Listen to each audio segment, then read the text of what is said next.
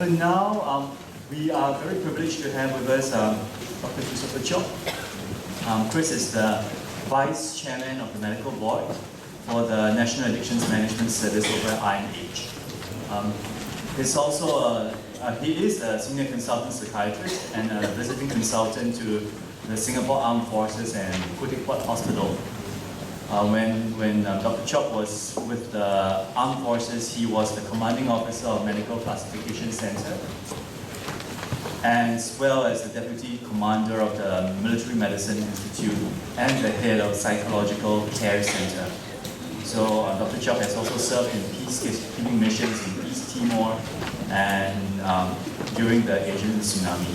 So he's going to talk to us about NS and mental health issues. So without much ado, let us welcome him.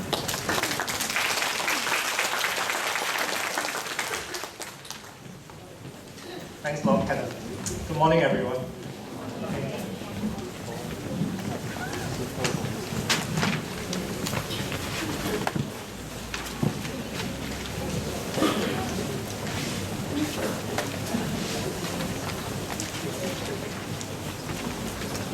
So my talk this morning is going to cover something that many parents have flagged that's important to them, because many children with ASD are mainly males. So I think NS is part and parcel of Singapore life. And I think what I hope to do is to demystify some of the issues surrounding national service. I just want to introduce a little bit about myself. I was actually with the Armed Forces for 13 years. And at the time, I had the privilege to run the psychiatric department there. So roughly, we see about 1,000 soldiers every year with some mental health issues. And so I'm quite familiar handling people with NS and mental health issues. But actually, my last job with the Armed Forces was with this place called the Medical Classification Center, and that is the center that your sons will go to get their PAS status when you enlist for national service. Yeah. So just a little disclaimer. I'm here in my private capacity, and I'm not a spokesperson for UNIDEF or SAF, and everything I say really it's just my view. I hope there's no one from military security. Okay, so some overarching goals about national service.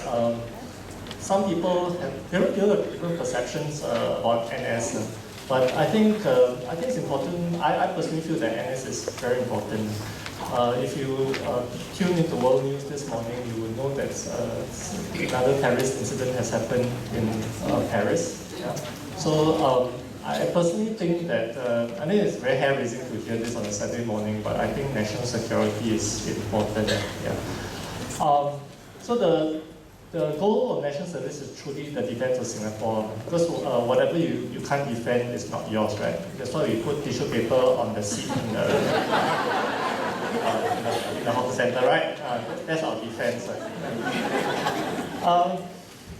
So military, if you're doing NS, most people think of NS as the army, but actually you can serve NS in the army, the navy, or the air force, and as well as the civil defense and the Singapore Police Force. So one of the goals is also to give our young Singaporeans an opportunity to mix around. You know that for most Singaporeans, we kind of hang out with people that we are more or less like ourselves, right? So we have very few opportunities to actually mix at different social classes in different ethnic backgrounds. So NS is that 2 years really puts everyone together and gives them that opportunity to interact with people. And lastly is about national education. National education deals with learning about the history of Singapore, learning about why is it certain things we have to do things in a certain way. The history of the world has shown that human beings will always want to makan each other. Okay? I mean, war continues even up to today. There hasn't been a time in the world where there was no conflict. So,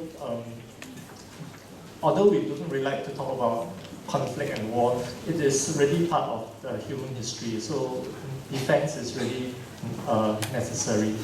And then you must say, well, why NS then? Well, if we didn't have NS, then what happens is that to build a credible armed forces, we will be taking away quite a lot of people from the workforce as well. So the policy actually is to get everyone to play a part, and collectively we have a credible defense force. So there are many benefits to national service, and I know some of these also may be really hair-raising to hear, especially many of the people in the audience have done NS. But there are some benefits to it. First of all, is getting an opportunity to lead. In national service, no one works alone. There's a minimum of a team of 2 or 3 people. So you will have an opportunity to lead. The second thing that's very, very important is something called individuating from home. So many young men and boys in Singapore, they are really quite sport, my children included. Yeah. So I think this having to go into a workplace, deal with the social aspects of work, and the good things and the nasty things, it really does help the young person to individuate from home. And of course, when you're out there in the camp, you really have to settle things yourself. That you don't have a domestic helper to go and do your laundry. I know a few years back there was this big scandal where there's a picture of a domestic helper carrying his boy's bag. Yeah. But once you go into a camp, you carry your own bag. And of course, we have to learn how to work with others and working in the workplace with all its politics. And lastly, making friends. So there are many benefits of going to national service, and for many people, this is their first working experience. So I'd just like to briefly bring you through the phases of national service. Roughly about 1 year prior to the enlistment date, you'll be asked to go online to fill out a registration form, and that's called the pre-enlistment registration. There you will update all your details, especially the medical condition. Now, you may think that Singapore is very sophisticated, and we have all this super duper wonderful technology, but I can tell you that there is no technology for us doctors to be able to just magically say that, oh, this guy, or that one look like that, or this one sure got this medical condition, okay? And don't be fooled, psychiatrists cannot read minds, we cannot read minds, okay? If you think a psychiatrist can read your mind, you come and see me, okay? Because it doesn't happen. So, it's very important for you to declare, okay? If you don't declare that you have a medical condition on the registration form, it is unlikely that the doctor will know that your son has a medical condition. Yeah. Okay, because the privacy in Singapore does exist.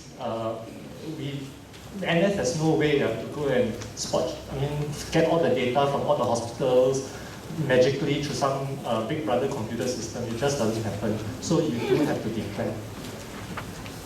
Then after that, you'll be going to the medical classification center where the doctor will do a medical examination, and you'll be put through various stations for eye, heart, lungs, ECG, and then they will assign you this thing called test status, which I will explain to you in the next few slides.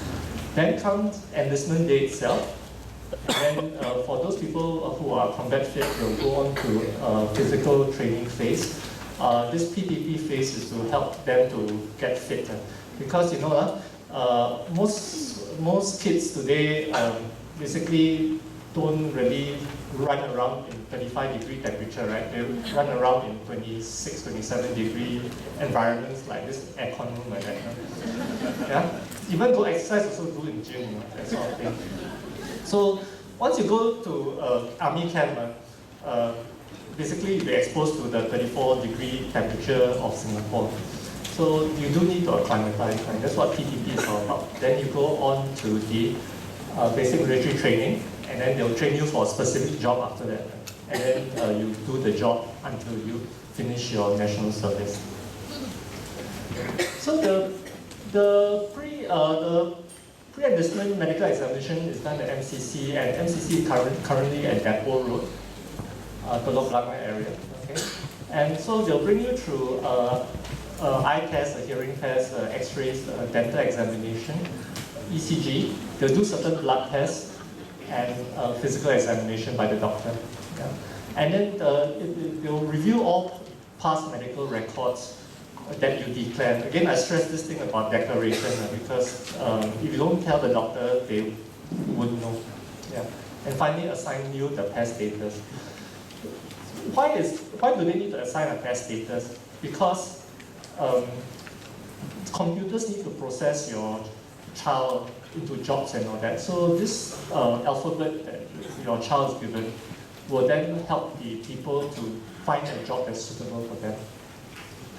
And if you bring all your documents and there's no major physical illness, most of the things can be completed within one visit.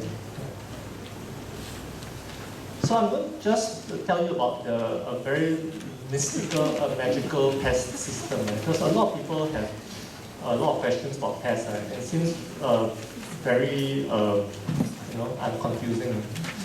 Last time when I first went to NS, there was PES A to F only.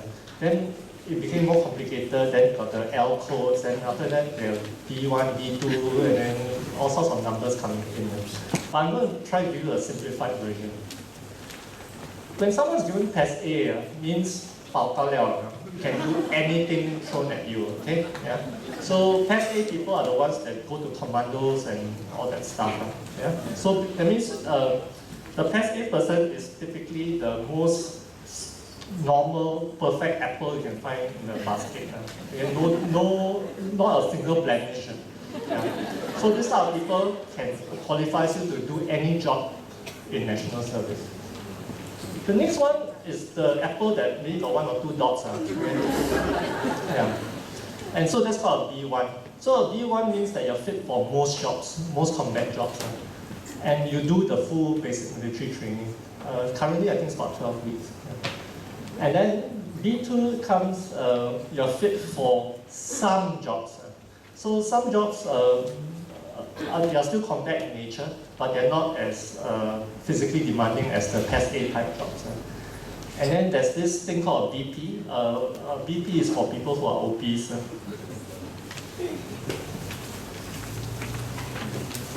Now the next one is C. C, there's a C1, C9, and I think there's also a C2. Yeah. So PES C basically says you are fit for combat support vocations. And what are these things called combat support vocation? For example, you could be helping out at the medical center. You could be helping out with the computers. Yeah. So these are combat support vocations. You'll be surprised how the army has changed. Now we have NS people who actually set up computers as part of their NS. Yeah, because when you go out into when you deploy a army facility out in the field, today it's all electronic. So someone has to connect all the computers once you go out to the field. So people actually have new jobs that deal with all this. Most of your children, if they go through national service, will in the first instance be given a PES D. PES D means don't know. Okay? Yeah.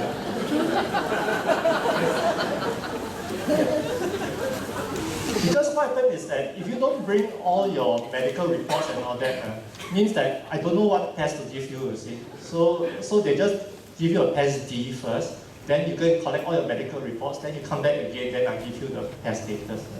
Okay? And if you are given an E, then you're fit for clerical duties or a storeman. And finally, SF means that you are medically unfit for national service.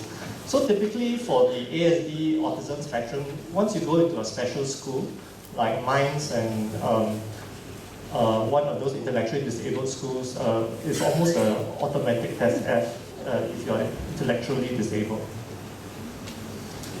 So this is the process. You come to the MCC for examination. If you don't have all your medical reports, you will be given a test B.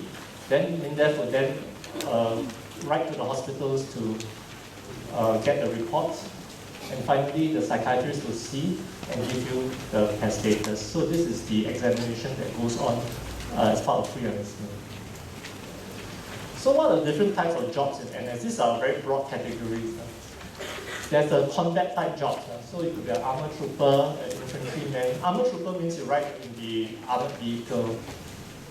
Infantryman means you ride on a 5-tonner and you walk. Artillery refers to those big guns. The RT officers will be the one operating those big guns. And just like all our buildings today, all need security guards. So all the army camps also need security guards. So these will be done by the combat qualified soldiers. Then the next category of jobs are the technical jobs. So all the army vehicles need maintenance, the computers need maintenance, and basically every equipment needs maintenance. So some of the soldiers will be deployed to maintenance jobs. And then the last one is the clerical jobs. Basically they work in an office and or in a warehouse. So can you imagine a camp of 500 people means that you probably have to have at least 500 t-shirts, and then you can make sure there's enough food there, everyone has their boots and things like that. So they do have warehouses in the camp, and they'll be operated by these storemen.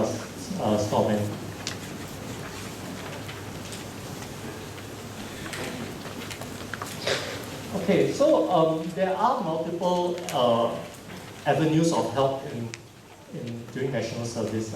Some people feel that, I can't get any help, but that's not true. The first line of help is your camp medical officer. So if there's anything, just go to the camp MO and he'll be the one organizing the medical help.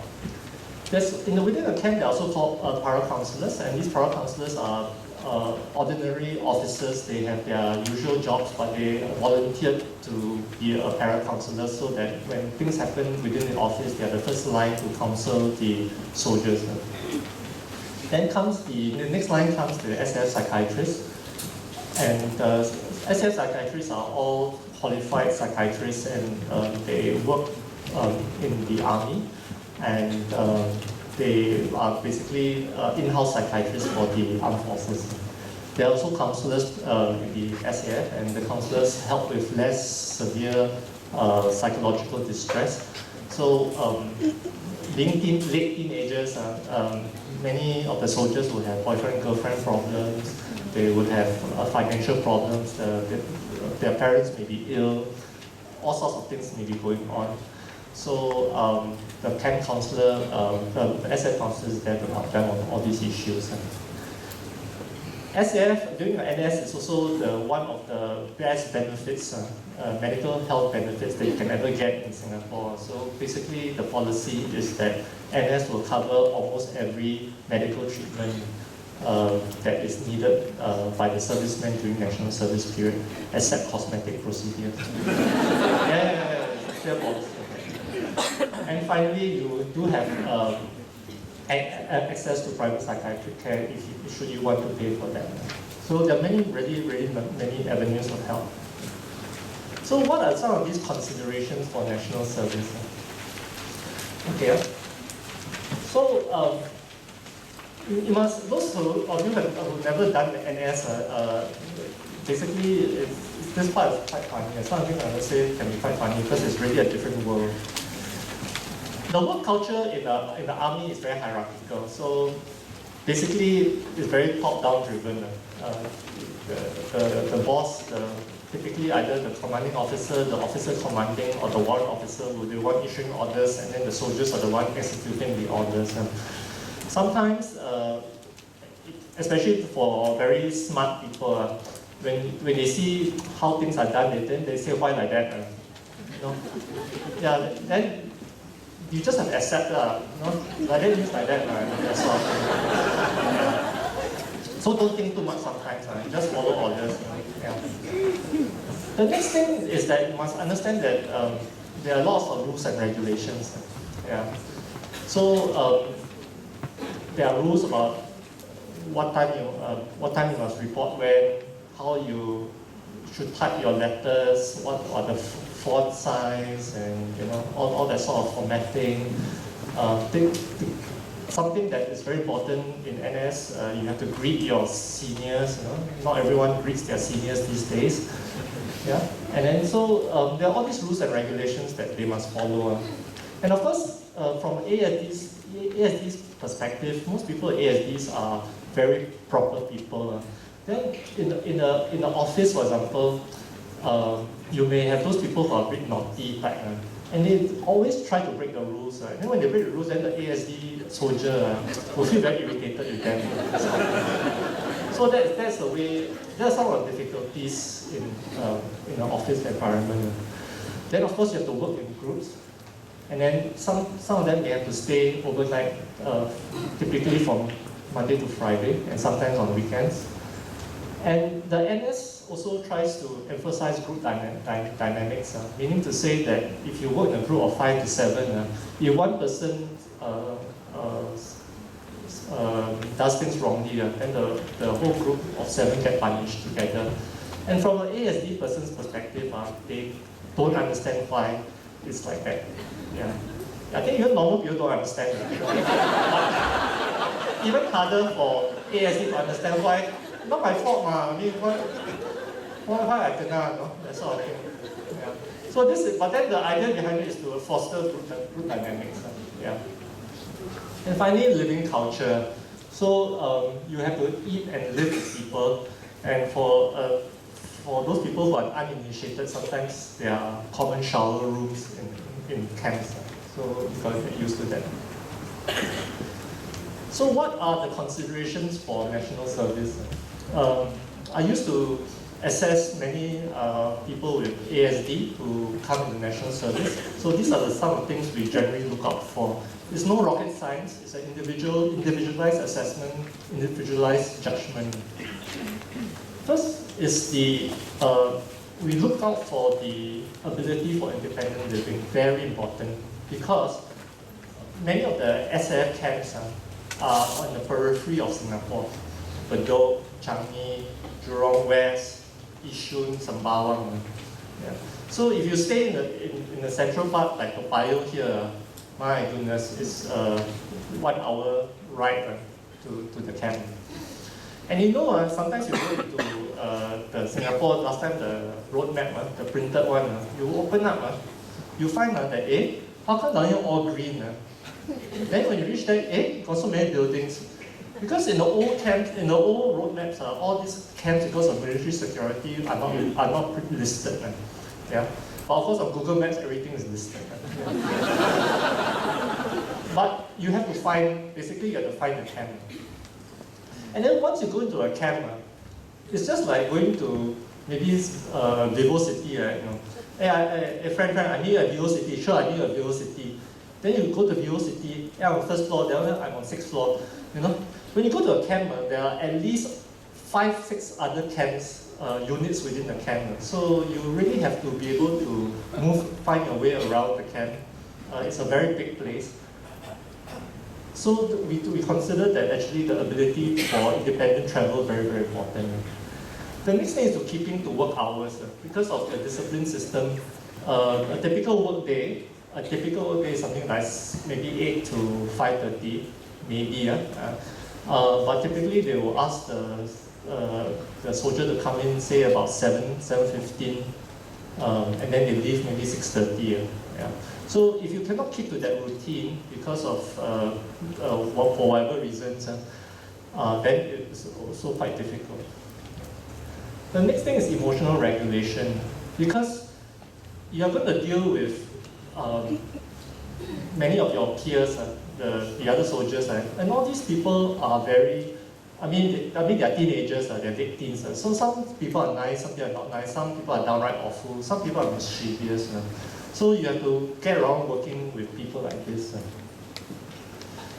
I was once asked by camp office manager to say, hey, my soldier got problem. So I said, okay, why? So apparently this guy was an undiagnosed ASD.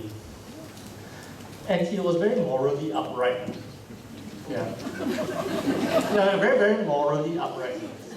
So, I mean, they are very nice people.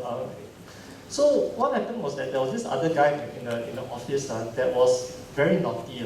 This guy was a downright bully, nasty. So knowing that this guy was so morally upright, this guy would be bragging about his weekend, about going to Geylang, then, all his girlfriends. I mean, all these stories, I don't know whether are true or not, but whatever it is, this dynamic of someone in the office bragging about his weekend escapades, and then trying to irritate the other guy who was morally very upright. Turned out to always, every day, about some fight in the office.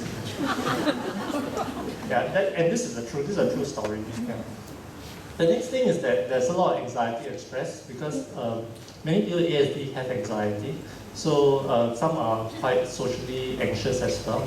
So having to interact, especially with superior officers and all that, may bring about a lot of anxiety. And of course, we look out for self-harm. We prefer it if the soldier didn't self-harm during national service. Why is that funny? Yeah. So working in groups is important. So if the ASD soldier can work in groups, it's great. If he can't, then we also, if this person really cannot interact and work in a group setting, that is one consideration that we really look out for. And whether he's vulnerable to peer bullying. Because as much as the organization wants to protect and puts in place policies and all that, the superior officer cannot have his eyes everywhere 24 hours a day looking out. So things sometimes do happen because it's a big place, and sometimes the other soldiers are just immature. They are all 19, 20, 21 years old. Okay, so really that is, this is what we really look out for. In general, I dare say that the NS and the SAF, they are very sensible. It's a very sensible organization. I know there are some parents who want their children to do national service. There are other parents that don't want their ASD child to do national service. But in general, the policy is that if you can serve, they would prefer that the citizen serves.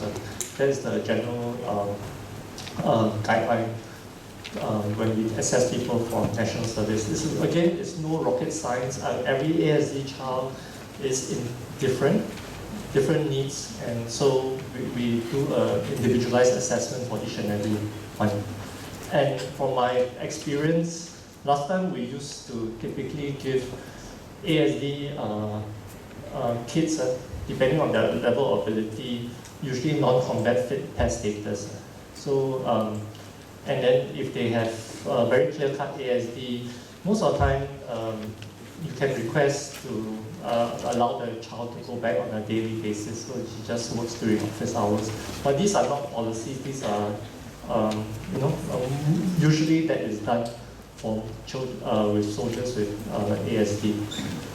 And for myself, I used to place 2 or 3 ASD soldiers in my office, so I'm actually quite familiar with working with ASD soldiers in my office as well. So that's why for me, I feel very, for me it's a great privilege to be able to share all this information with you, because I do feel affinity to the ASD group, because many of them are still my friends today. When you work with all these ASD people, as a superior. Eventually, once they finish NS, many of them do become my friends, and they still text me ever so often to tell me where they are in society. So really, I think it's great to be able to share this information with you. Thank you very much.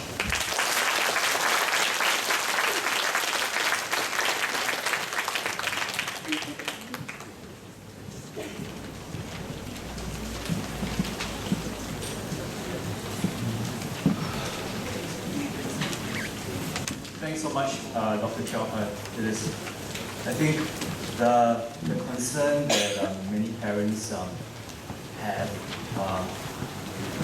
and so we're very glad that you are here to sort of demystify some of these aspects for us.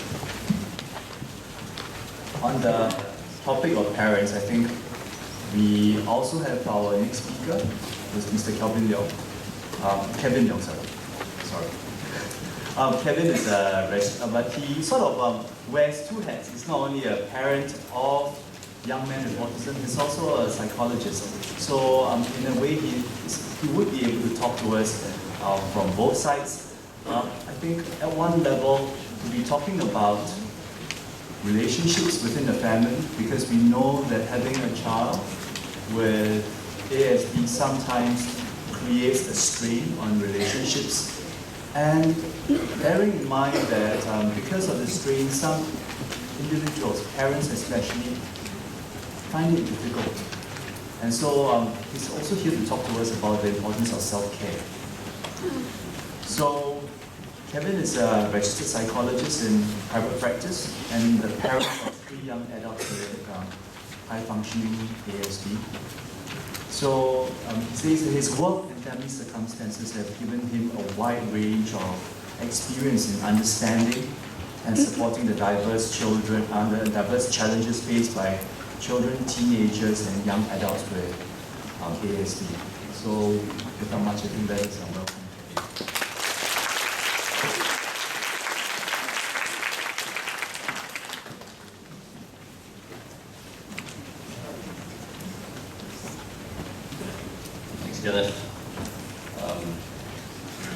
Feeling a little bit ASD-ish here because I'm feeling chills and really tired.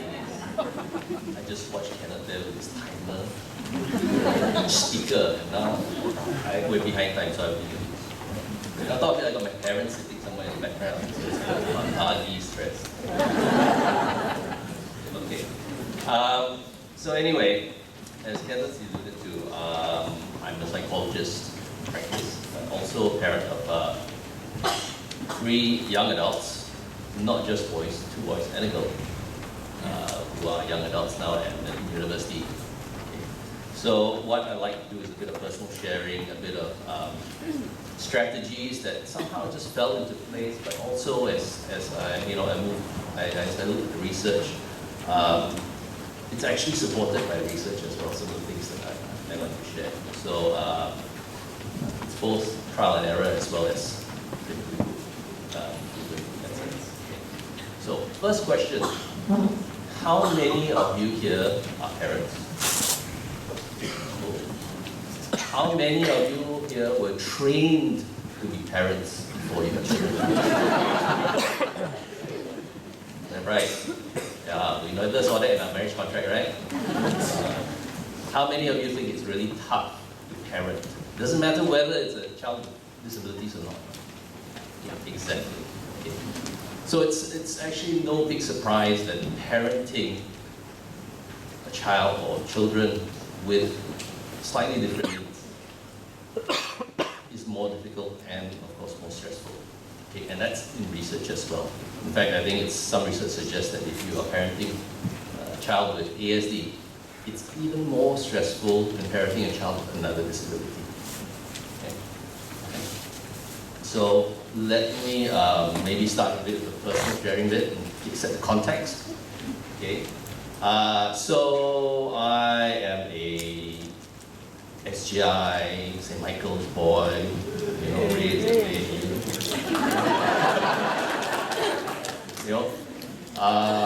met and married a CHIJ girl and married her. And also followed very Singaporean tradition. You know, you finish school, you go to university, you get a good job, you're doing well, you're achieving all those things. You know, your credit cards, your club, your condo, all this stuff. It's great. Then you have kids. So my first child came in at 1993. My son, and my daughter came in 1994. Then my third son came in 1996, and my youngest in 1999. I'm a good Catholic.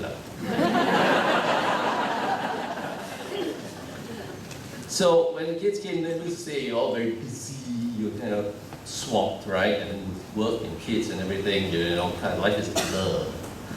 Okay? And at about age 2+, my wife said to me, something's not quite right. Okay, about the eldest one.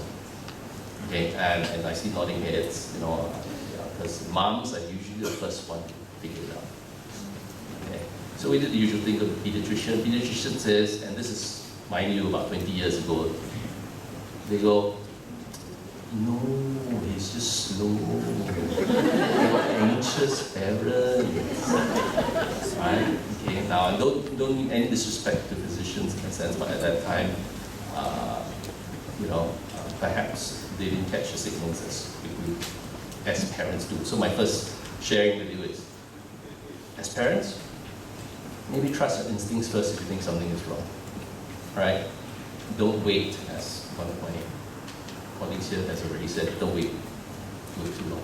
Okay? All right, so coming back to the story, so as we discovered the first child was diagnosed with ASD, the second one came along and also was diagnosed, once we started to see the patterns. Okay? So as we dealt with all that, all right, my wife was very good about that. She was very active and moved very quickly. However, I think I moved not as quick, not as fast, for different reasons, right or wrong. But let me share with you some of the basic principles. Forget about this clicker. Okay. I don't exactly follow my slides, as you can see by now. But these are basic principles I'd like maybe to share for you to take away. First one being knowledge and blame. It's hard when you're told that your child is different. Not all of us pick it up so quickly. Mothers probably take it and move as they need to address the needs. And as a dad, I think I was stuck in some of these issues. Okay, the denial, the avoidance. Okay, it took me about 3 years to come around. All right, now 3 years is a long time for a spouse, the other spouse, to carry on by themselves. Okay, so needless to say, there's a lot of strain in the relationship as well. Not to mention the stress and the tension that comes when you come home and home is chaos, right? Okay, so it was hard. Okay. So my point is, I see a lot of families. I do diagnosis as well, and assessments, and I do interventions. And as I work with families, I see the stresses that are created in other families, not just my own, when parents are not always on the same page. Right? A lot of times, I'm sorry to say, I can say this because I'm a man, dads are not always so quick to come around. Okay, so my take is, to families, especially to dads, I reach out to you now and say, don't wait too long, move on, get on with it. Because, if you want to avoid, you want to blame, you find any other ways, and if you're not on board with your spouse or your partner, or the other caregivers to help raise your children with the condition, you're just wasting time. And you're just making things more difficult. Okay, so that's the first one. Okay. My benchmark now to see whether someone has really understood and embraced and accepted and are moving on is when that person can stand up and say, yes, I have 3 kids. You know what? Yeah, they have high functioning autism. Usually I get, oh, my son, got learning problems. You know, or oh, no good lah, don't know lah. Something funny lah. A lot of funny excuses, avoidances, okay? So, to me, if you've accepted your child has a condition, that's great, but also that the only way to figure out is if you're comfortable saying it out. All right? Okay. So that's point 1. Second one, proactive versus reactive coping. All right. A big thing in my mind is you've got to have a game plan. Right? A game plan means that you've already worked some sort of agreement or coordination with the other caregivers in addressing the different aspects of how you want to raise your child. Big one is things like parenting style, okay? Discipline, how you talk to your spouse or how you talk to each other at home, right?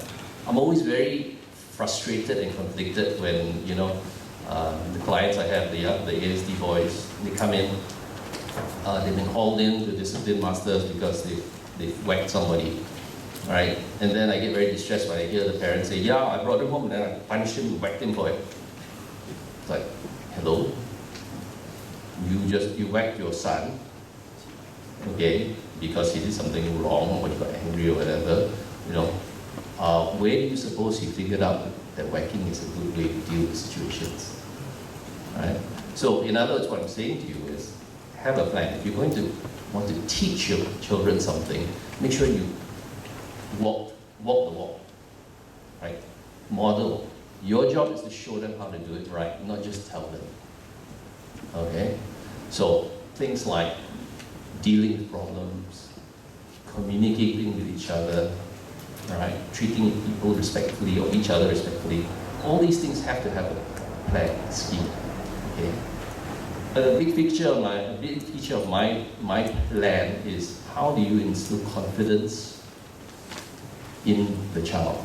Because for most of their life, they're not going to be able to do too much right, or at least that's what people are going to tell them, or they're going to feel it because they look at their peers and everybody else seems to be doing a lot better than them, right? So one deliberate thing I did was put my kids through martial arts. Why? Not just the personal skill of knowing how to look after themselves, but martial arts is very structured, it's very repetitive, okay? And they get recognition, they get different color belts, and this is a serious progression. So whether they liked it or not, you know, I mean, all my kids are black belts in Aikido.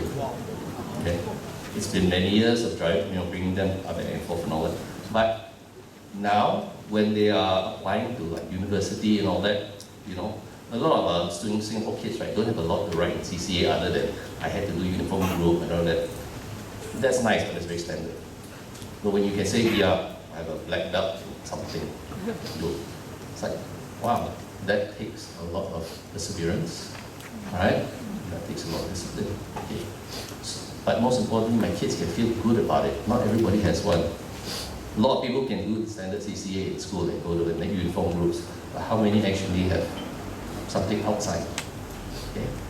So whatever it is, right? My suggestion is have a plan to anchor your kids, giving them something that they are good at, they're recognizing, and they can talk about confidently. Okay. So have a plan. In a sense, it's also having a plan like things like finances, having, you know, what are you going to do for money? What schools you're going to choose?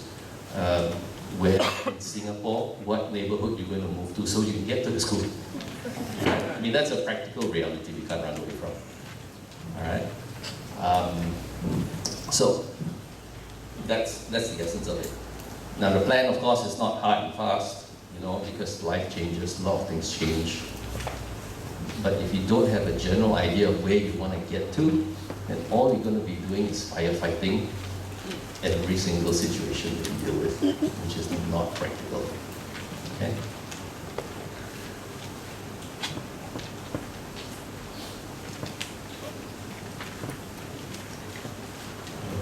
Move on with this.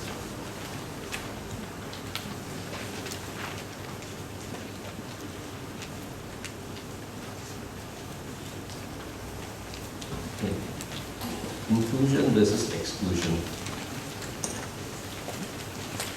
I think when I put it in the context of having a child is different, one of the things that always comes to mind is that a lot of the things or the organizations or the environments that our children are exposed to already aren't very receptive to them in that sense. They know they're different or they're treated differently, right, for right or wrong reasons. So my question to myself and my family is always, so do I want to make them feel that they are that different all the time and remind them? Or do I want to help them figure out how a way to be more included in everything else and find a way to be included? Okay, how do I do this? Right? One is, of course, within the family. Now, I have a unique situation where of my 4 kids, 3 of them have disabilities. So actually, the one that's kind of feeling out of place is my one child who doesn't have. Okay, but that's not a bad thing, because my youngest son who doesn't have a disability starts to understand those who are different. And he can see.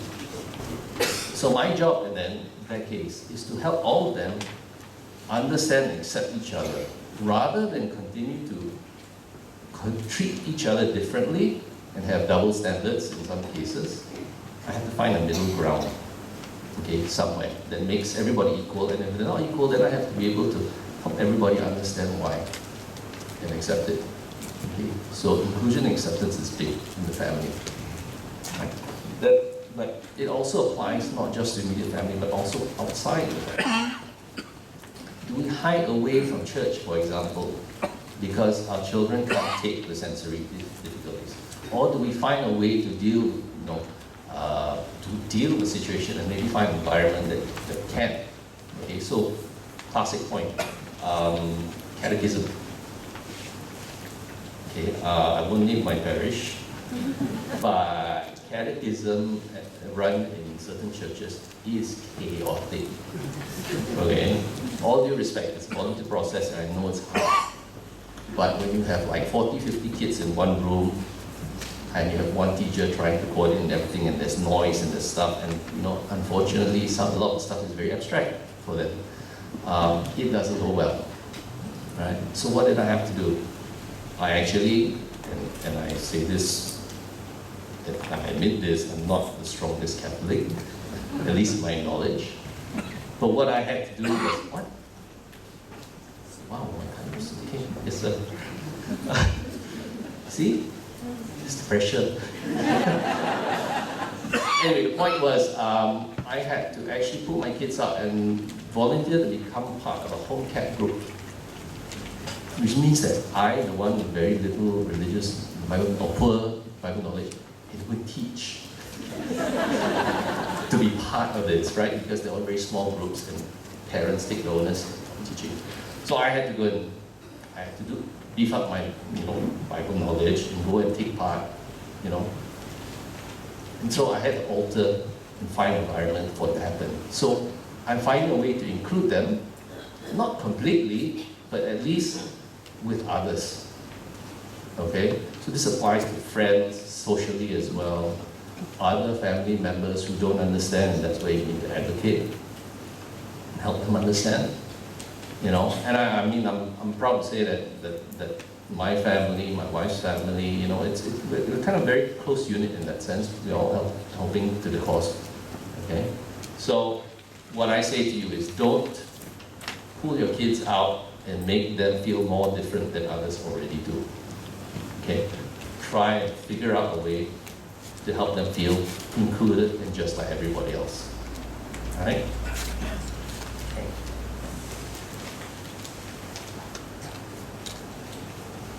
All right, so here's the big one, care for the caregiver. We all acknowledge it's really, really hard. Okay? And even on if you don't have a child with disabilities, I think a lot of us are guilty of not really looking after ourselves as much as we should when we have to raise kids. So what's important here? What's important here is that if you raise children with disabilities, one is that you've got to look after the other caregivers, especially the wife or the husband, because if the spouse is not happy, your life becomes even happier. Okay? So what does that mean? That means you need to take time out to look after each other. Have a date night, have a dinner night, right?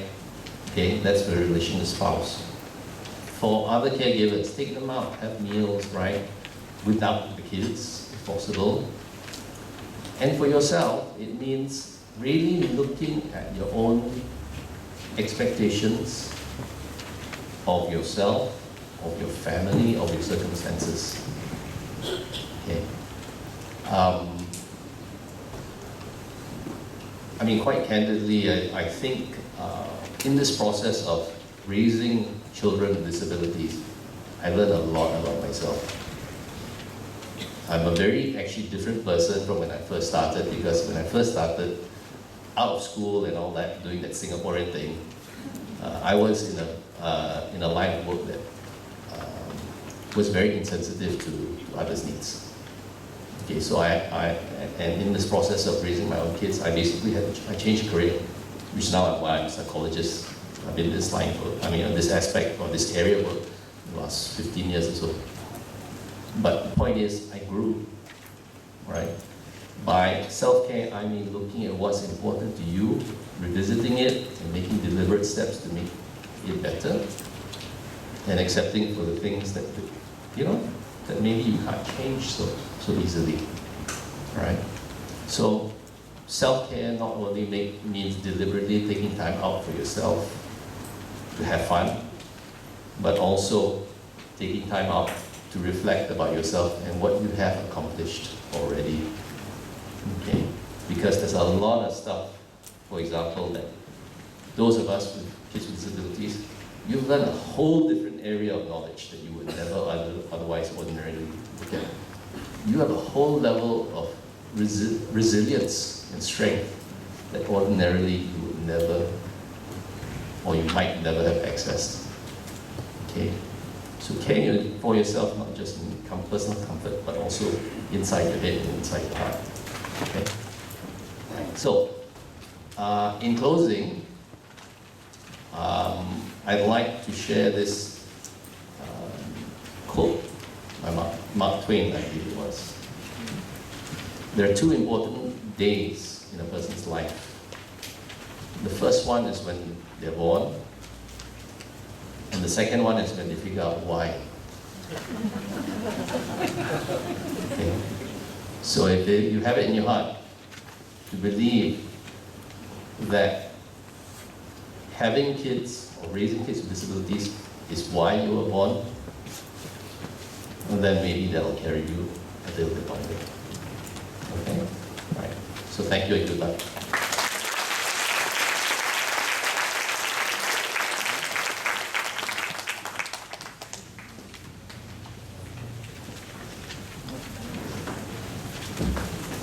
Thanks, Kevin. For the first, 3 hours, it has been very much a one-way process where our speakers have been sharing with you information, and I think that's why many of you are here.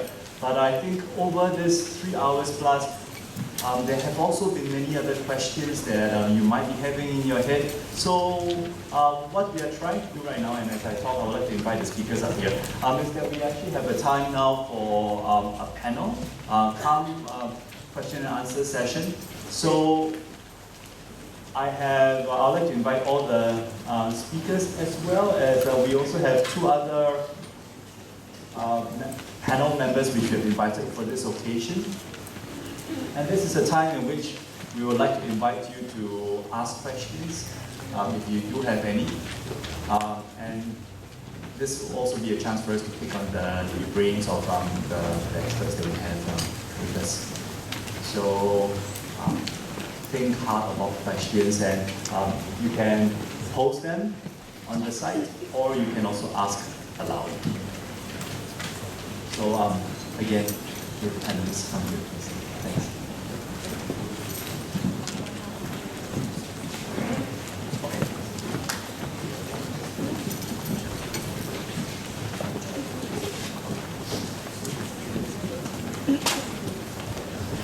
While we're preparing for the Q&A, you will have a feedback form in your packet.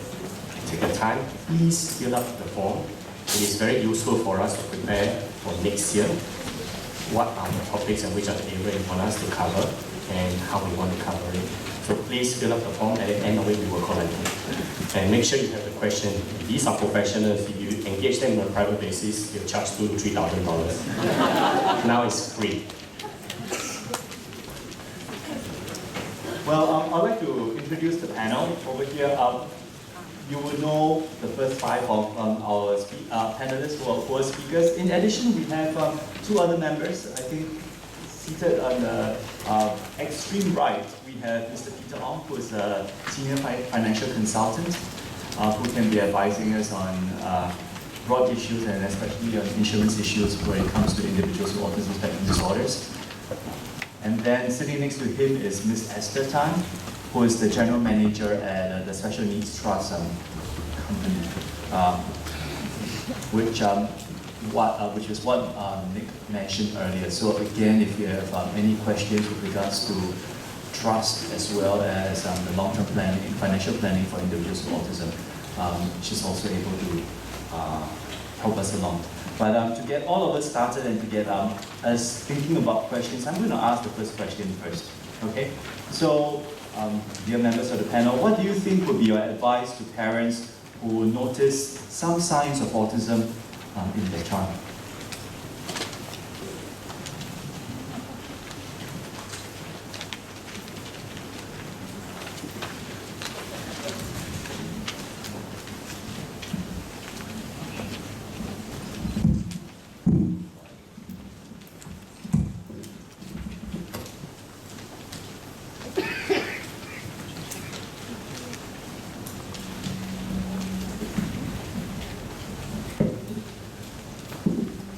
Hello. Okay, cool.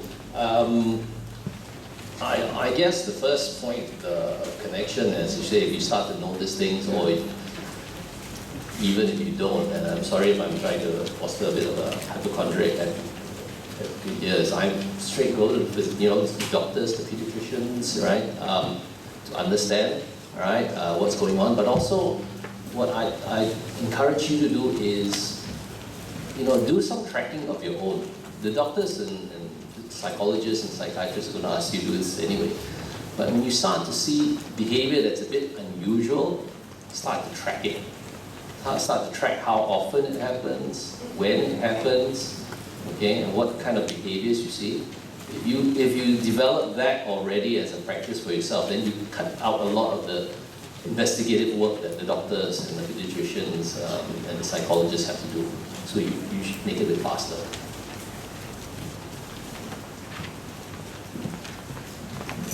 I think just now you were saying, you know your child best.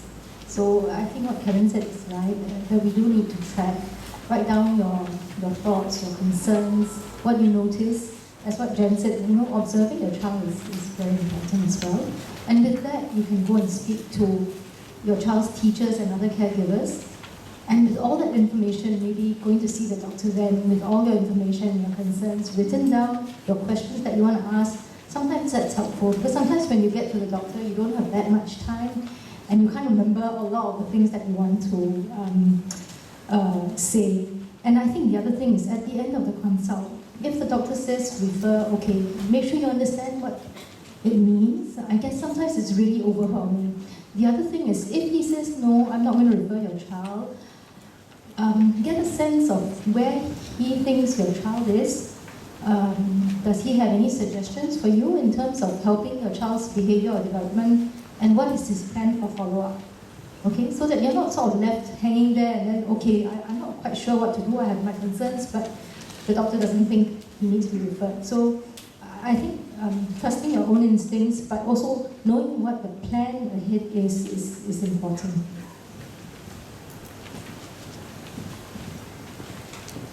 We have a question over there.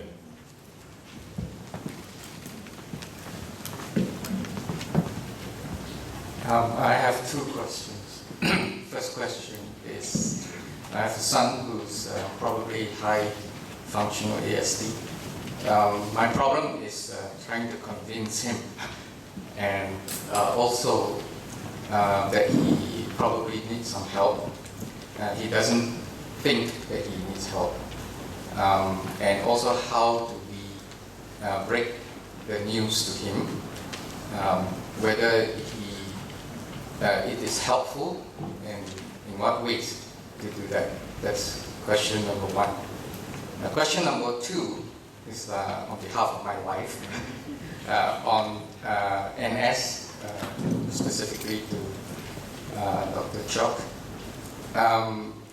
Is there cases of high-functioning ASD who have been assigned to test B and have, survived intact and not broken apart? So, thank you.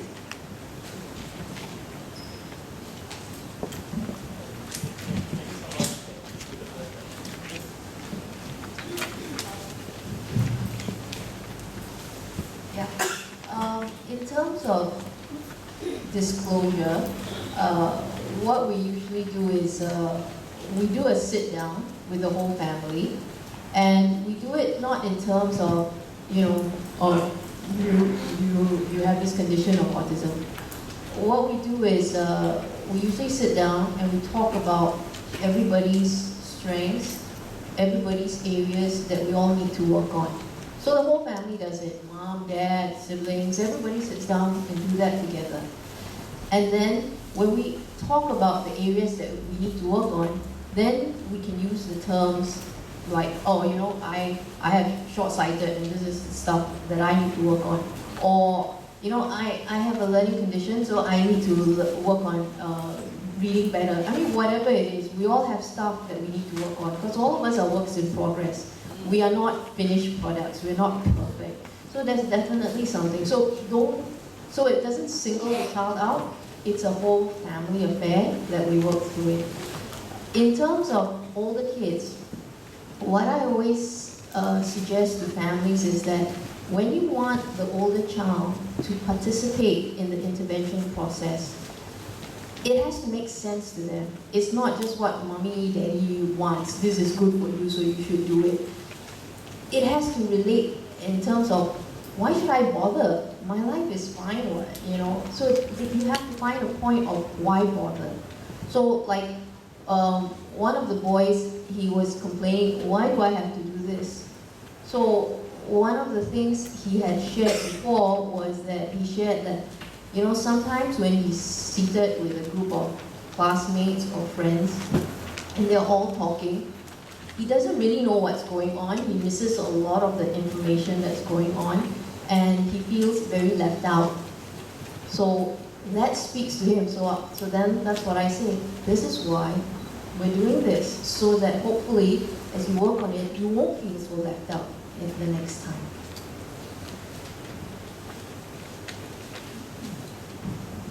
To also address the question of when he doesn't think anything is wrong, okay? I think then you also ask yourself as a parent, do you foster a mindset of continual improvement and growth for the next phase, right? So if you can deliver it to your child, and it's helping them understand, okay, the next set of skills you're going to need for university or work life is to be able to deal with people who are not necessarily your best friends or your friends or your buddies, but to just work with them amicably, right? But you need a different set of skills to do that. Perhaps that's another way to approach the subject of why go for some sort of intervention.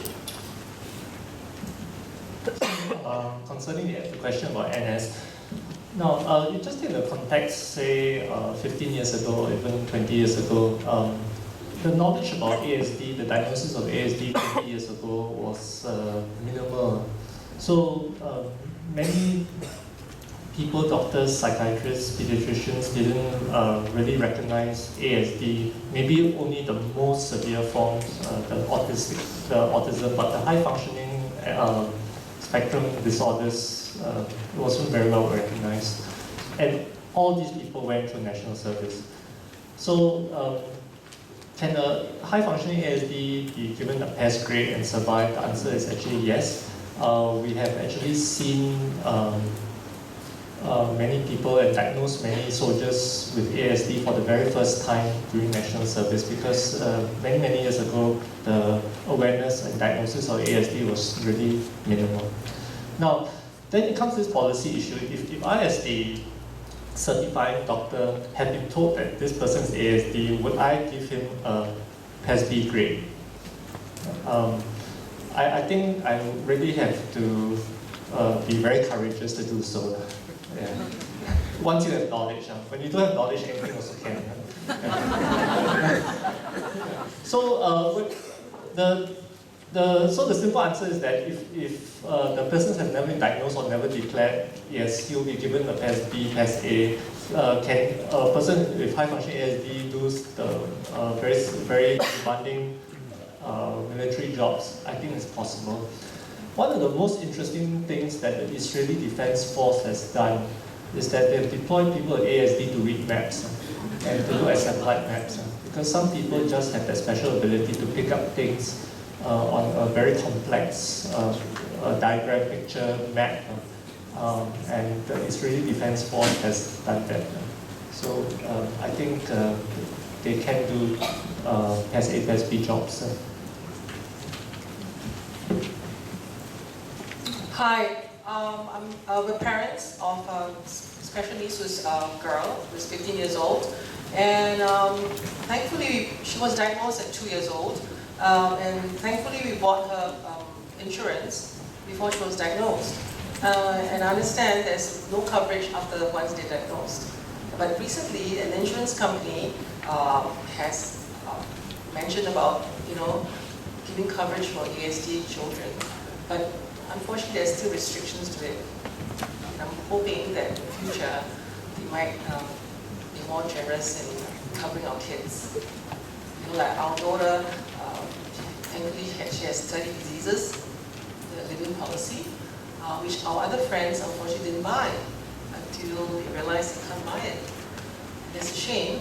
And our daughter developed epilepsy at 12, and because of that, when the insurance company offered to coverage, then we applied for it, only to find out there are restrictions. And no one expect and wish that a child would be epileptic. It happened. So we find out that, so our policy was rejected. So I'm hoping that maybe the insurance, on the insurance level, that there'll be a bit more case studies or more for our kids, because medical expenses may get very high for that. Yeah, that. Thank you.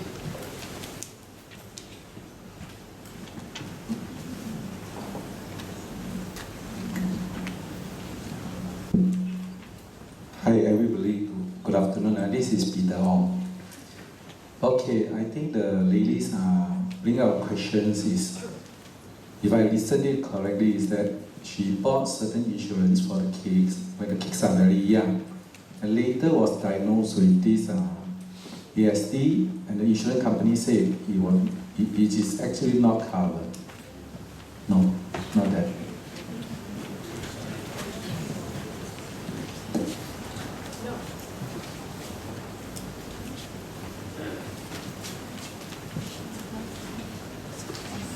We bought the living policy for her, and thankfully she's covered now, because at that time she was not diagnosed.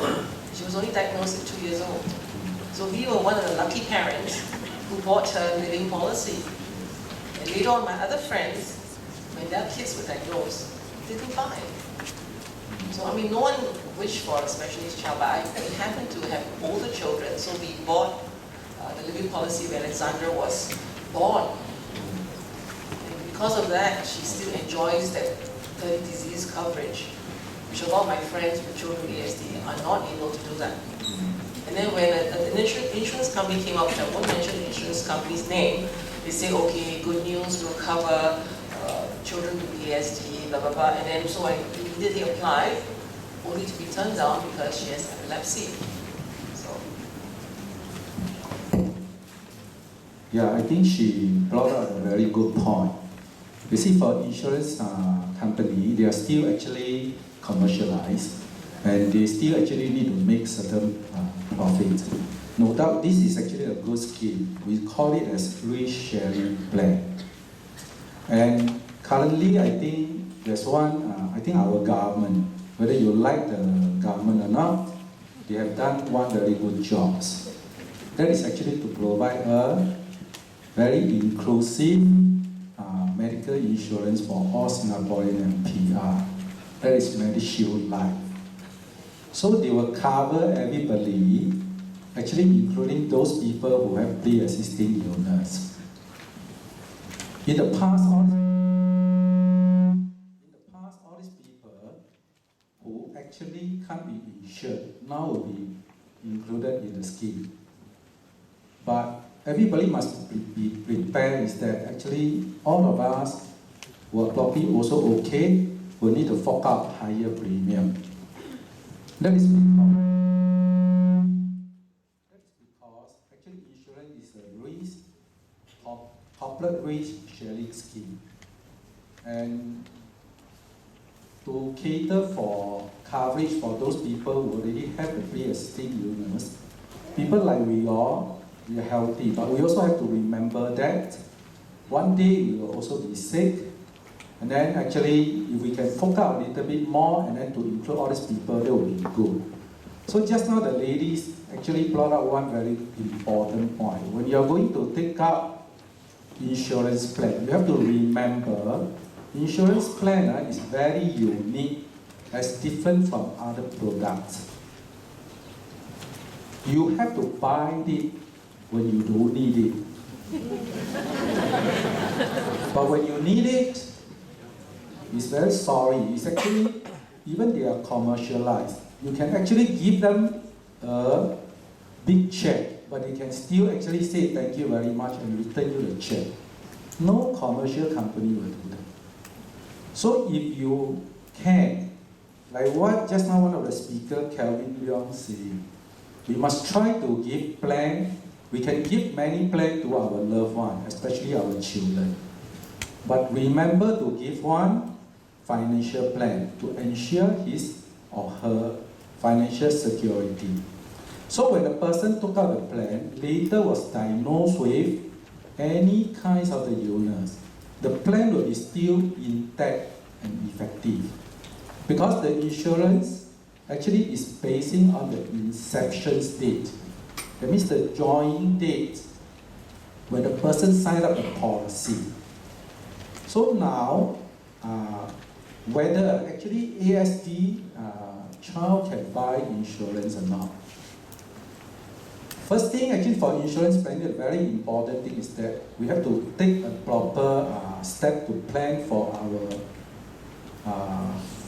insurance planning. They are basically got two parts. One is risk management, the other one is wealth accumulations.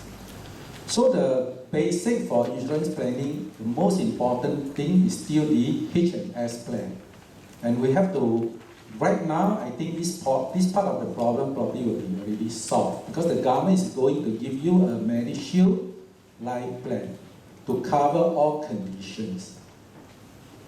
But on top of that, if you are going to take out, like just now the lady said, he took out a 30 major illness plan, which actually some of his plan or her plan, actually the children diagnosed with ASD cannot be taken out.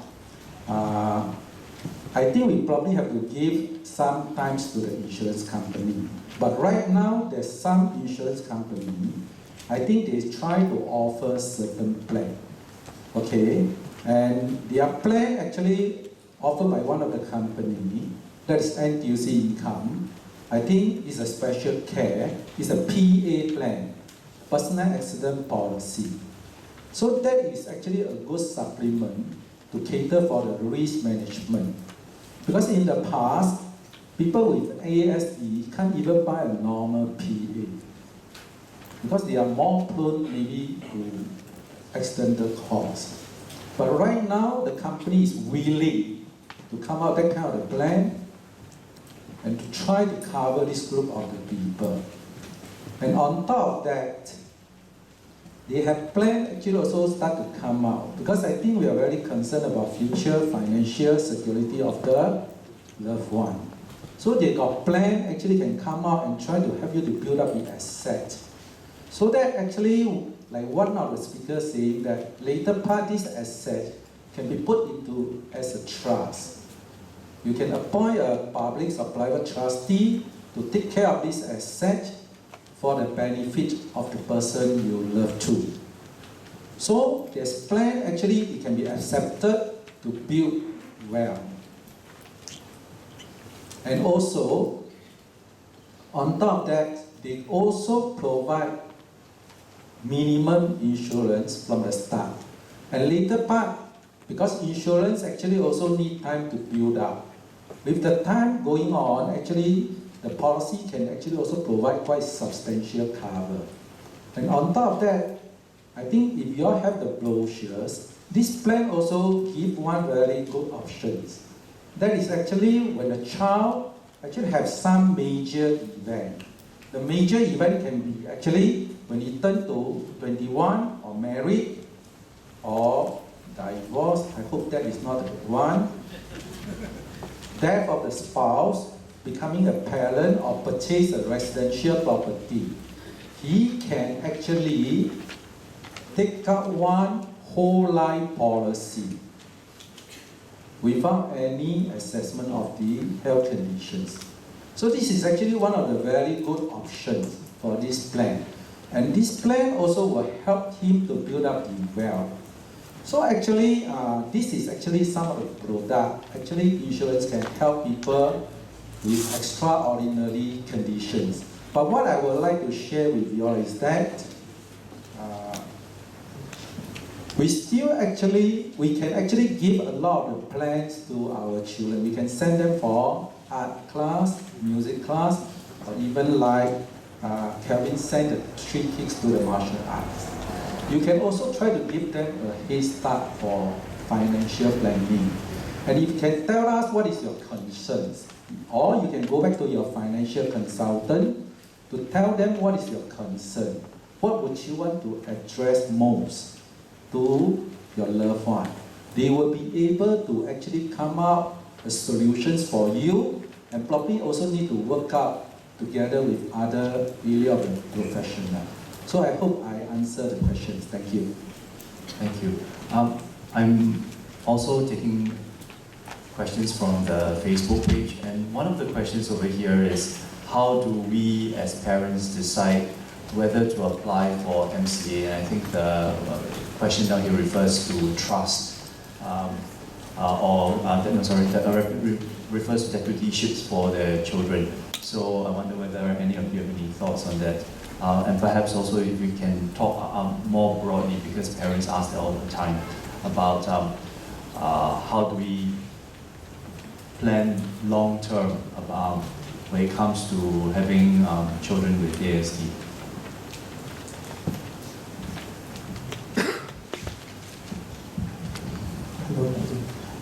Generally, I think that parents should just apply for deputy, to be a deputy for the kids if they have a disability.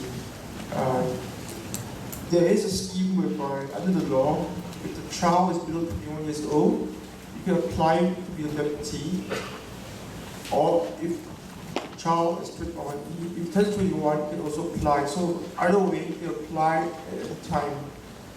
The trouble that most parents face, I suspect, is that they don't know if their child is capable of making a decision on their own, or informed decision that is legally binding. So, as I mentioned earlier, whether they can make a decision that is legally binding depends on their mental capacity. And if they are unable to decide for themselves, then that will be an issue. So how does one determine whether he has the mental capacity?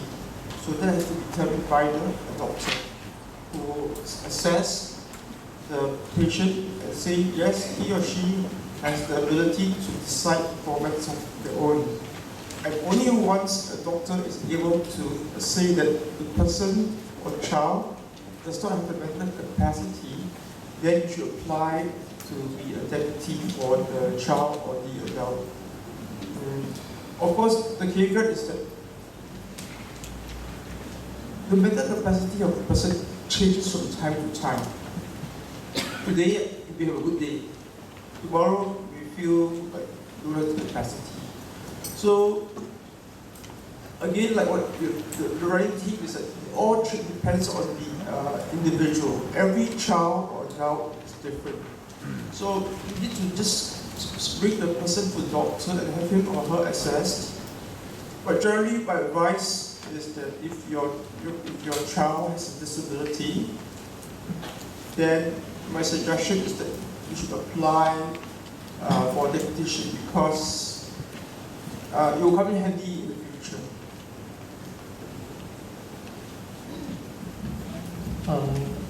I think as a psychiatrist, we usually deal with mental capacity assessments as part of our work.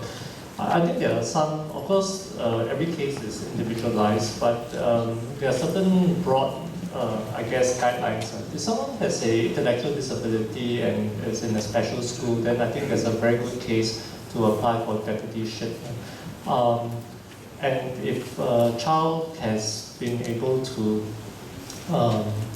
go to a mainstream school, do NS and all that, then I'm sure he's quite independent.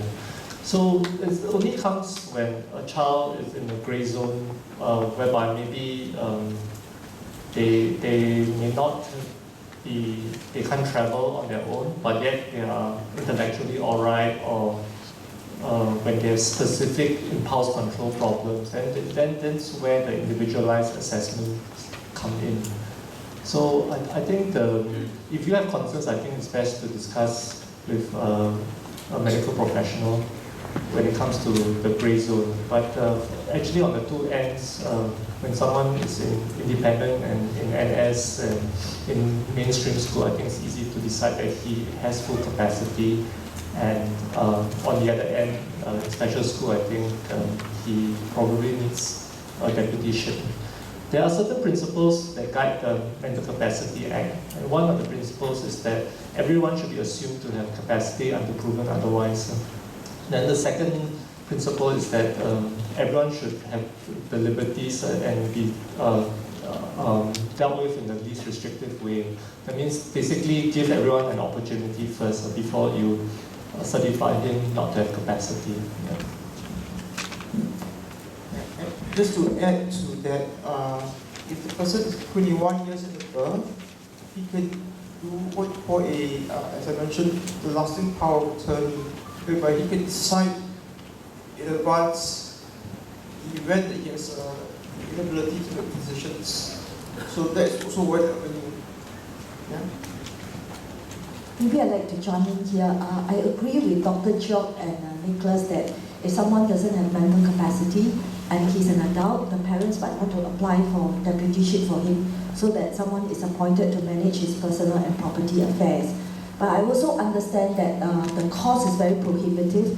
I'm sure some of the parents here may have checked with lawyers, and the cost for making such an application varies from $5,000 to $8,000. I think if you can get a lawyer to do it for $3,000, although it's not pro bono, I will call it low bono.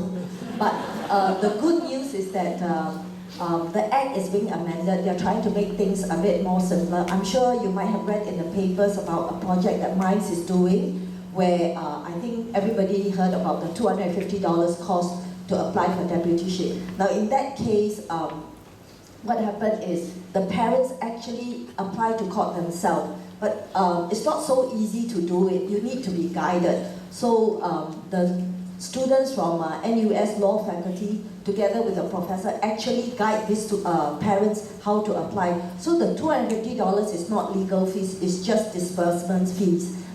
They are monitoring this project, and hopefully they will get more volunteers to help these parents to do the application without having to appoint lawyers. I think MINDS is doing some more test cases now, and they may extend to other organizations as well. But the Act is being amended.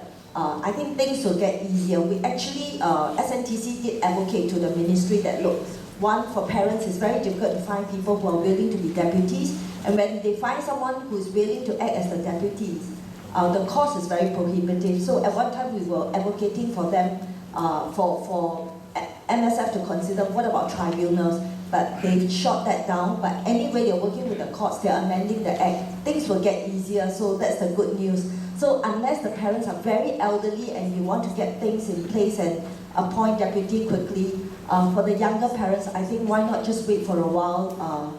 Good news is on the way. Probably next year you'll hear more about it.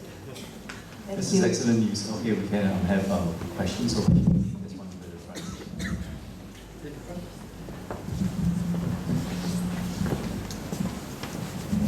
Thank you, Esther, for the update. I was just going to ask actually regarding this application under MCA, because my daughter just turned 21 and she has moderate to severe ASD.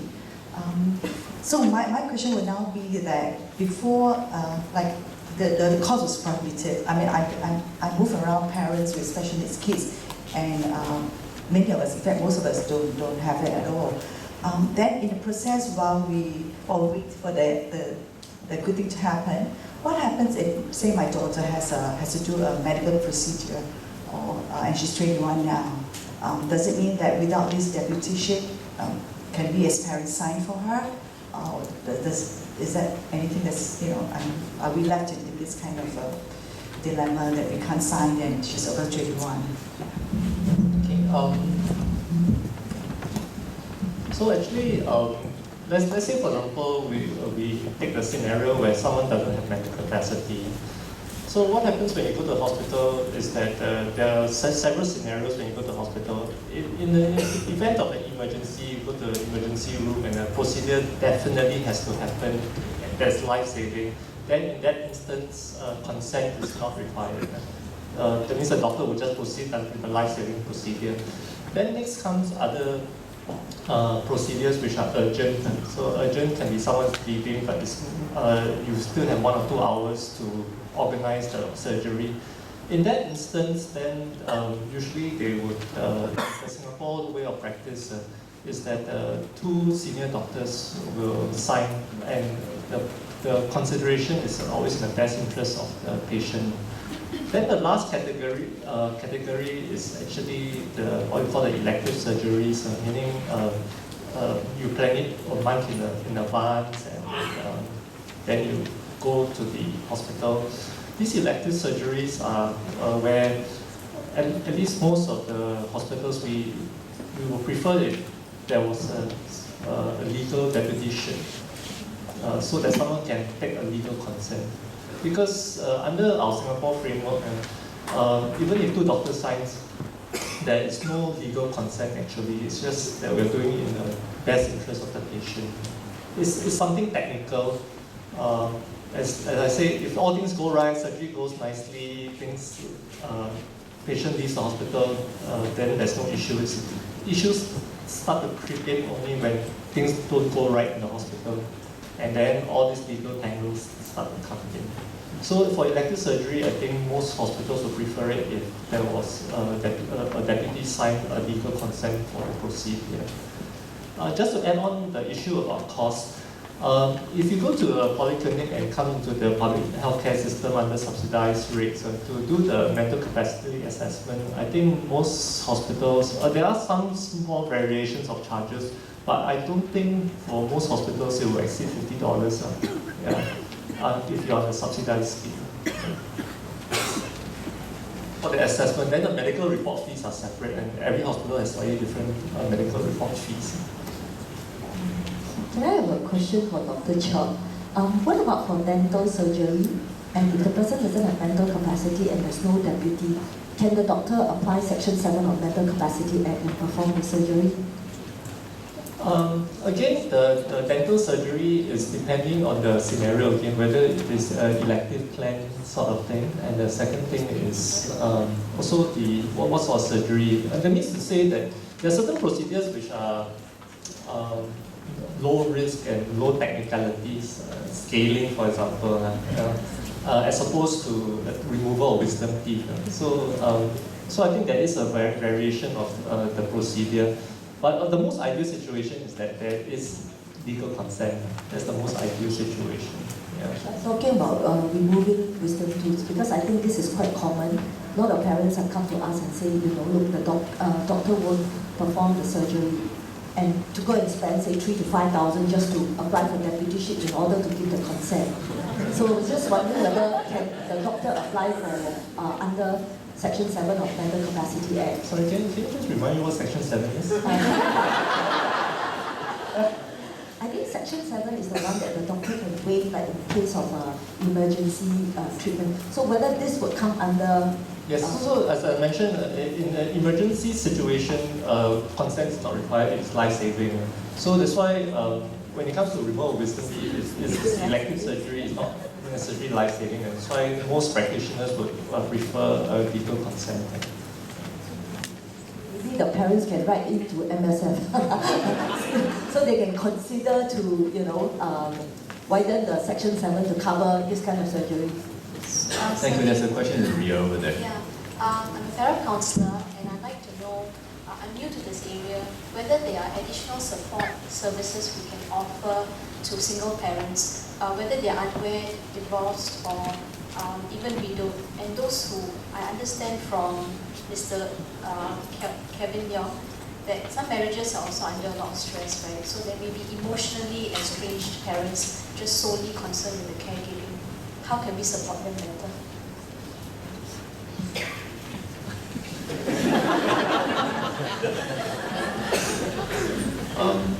Okay, I think insofar as the emotional issues, I mean, obviously to some extent they're related to the child, but I think if they're clinical emotional issues, then it's probably best off going to psychiatrists or counselors, right, in that sense. But if it's directly related to parenting the child, then I know many of us practitioners who do interventions, we also end up invariably talking to the parents and doing some form of counseling with them. So I think that's probably the best avenue, but I guess, like I said, if it's clinical, then you probably want to go to those who are qualified or appropriately qualified.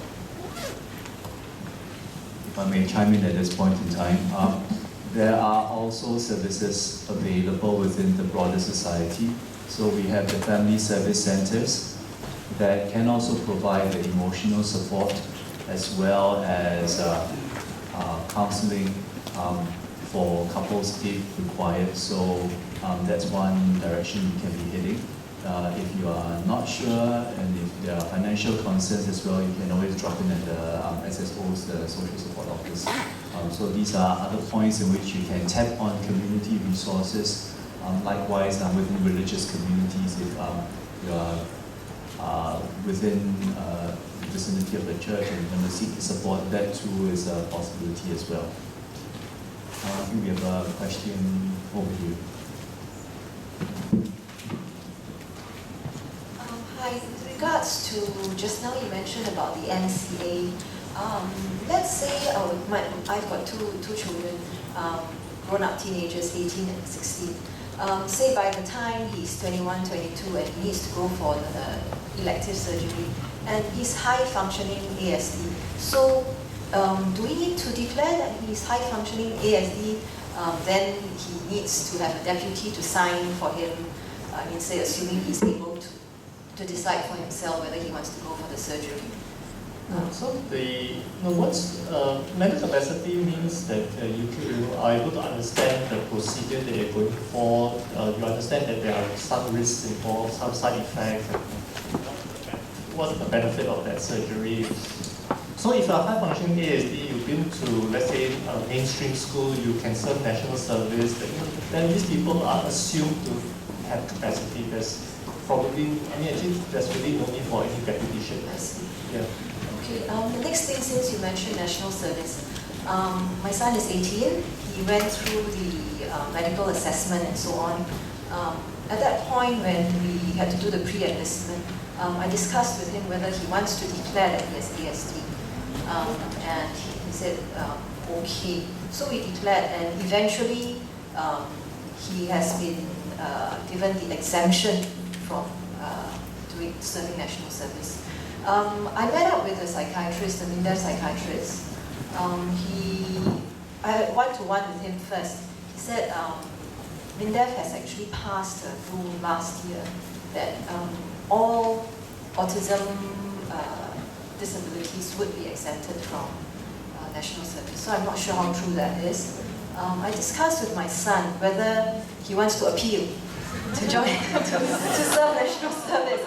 Because I'm of the opinion that national service will benefit our children in terms of discipline, independence, and so on.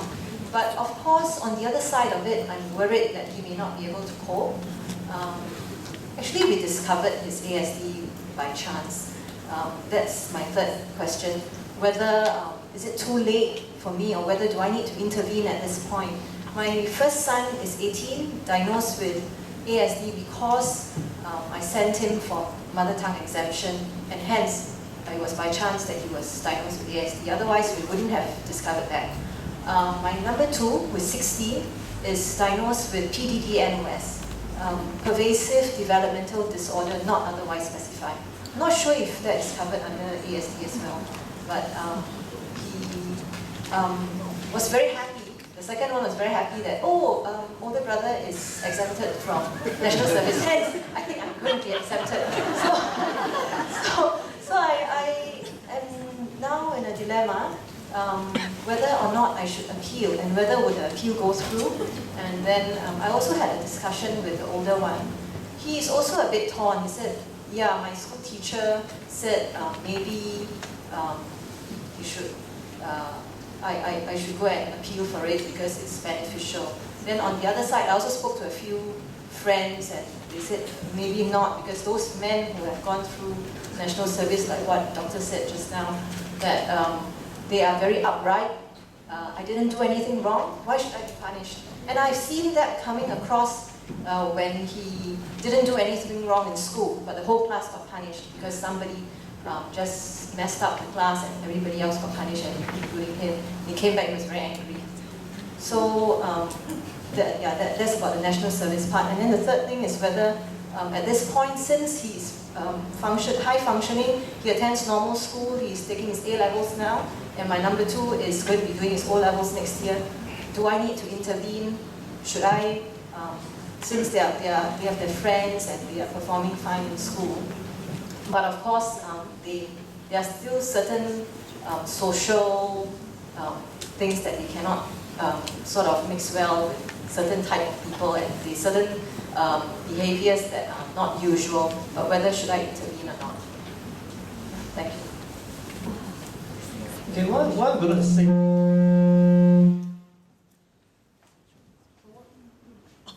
So what I'm going to say, my comments that follow now are, I will admit, it's very controversial, but it's just a reflection of our society as it stands now. Now, many years ago, when you don't have a certificate of service, that means that you finish national service, some people reported it was difficult to find a job.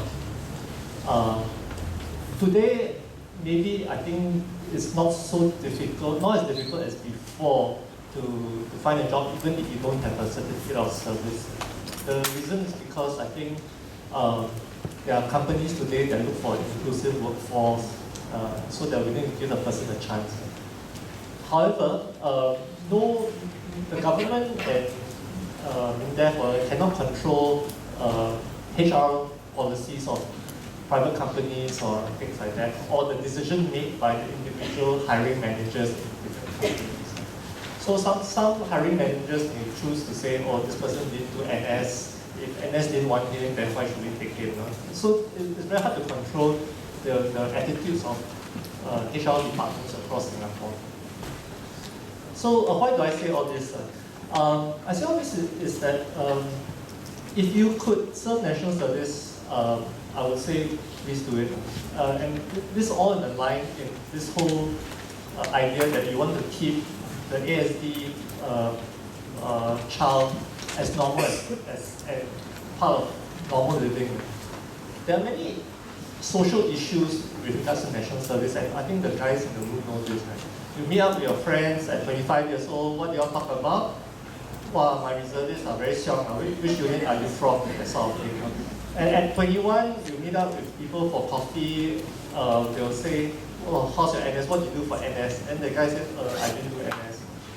And then it becomes another barrier. As to declare or not to declare, then it's really your judgment. Then policy changes from time to time.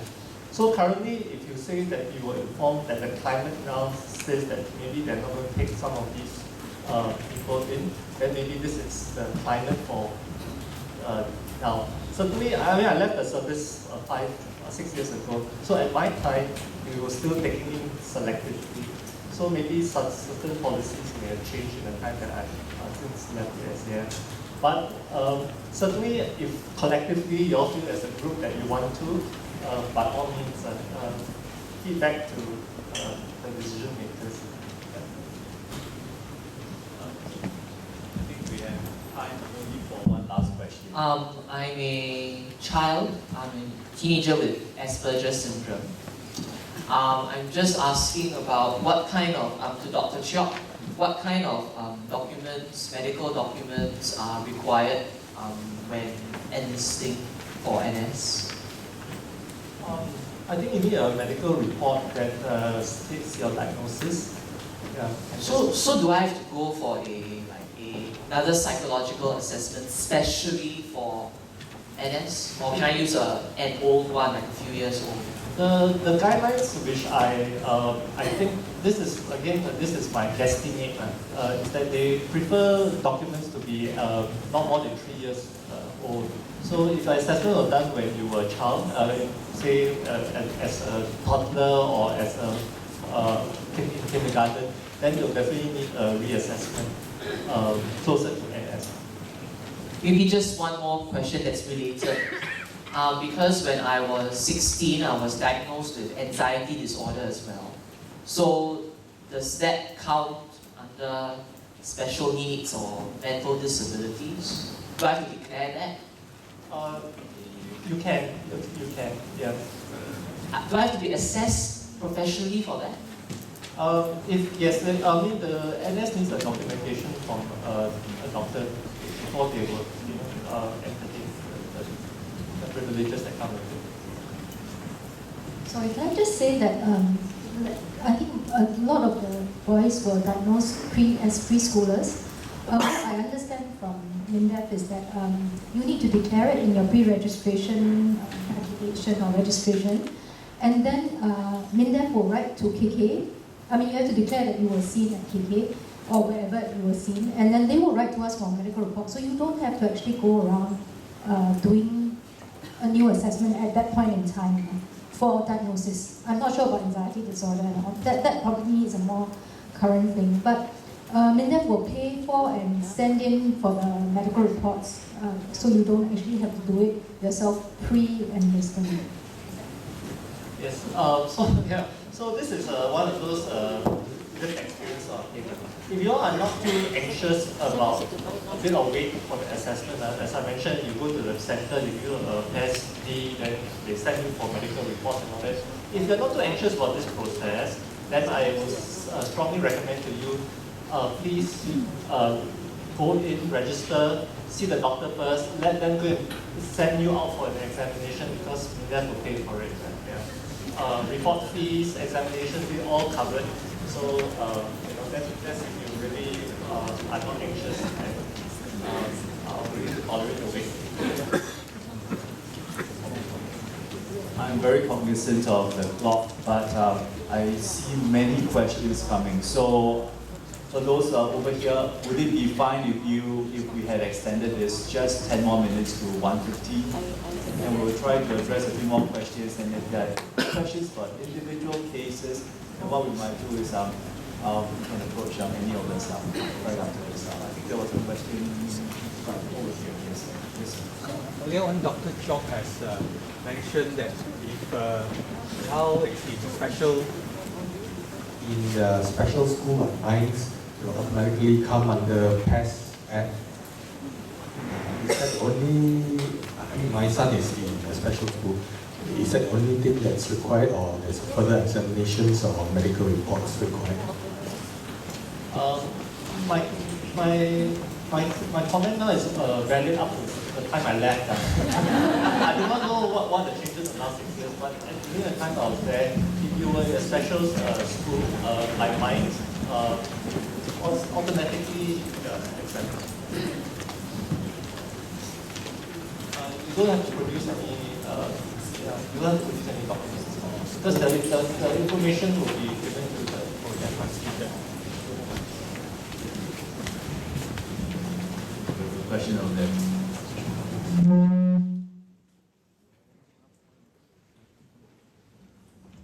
Okay, this is in relation to occupational therapy. Sorry.